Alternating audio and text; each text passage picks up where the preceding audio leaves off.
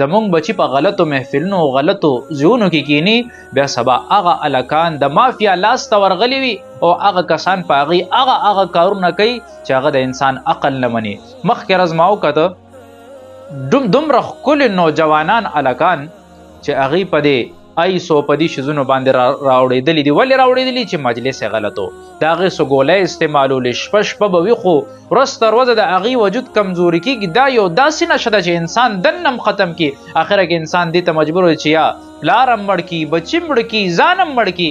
نو دا د غلط مجلس اثر دی. خو که په ښه مجلس کې کینی، تبلیغ والا سره کینی، د دین یو خبره به ترې زده کړي. که یو عالم سره کینی، د دین یو تعلیم به ترې زده کړي. که چېرته یو ښه تجربه کاره استاد سره کینی، د معاشرې هغه لیاقت، د معاشرې هغه ظرافت او د معاشرې هغه ښکلېوالی به د انسان ته وښیي. خو که د دې نه هټ کر انسان په ګډو وډو مجالسو کې غلط صحبت یافته او په داسې موبایلونو کې اخته چې په یو ګوټ کې ناست دی، پلار هم ترې نه دی خبر، بچی د جیب خرچم نه غواړي، هغه په موبایل کې لګیا دی جواري شروع کړی. دا شیزونه ډېر عام دي.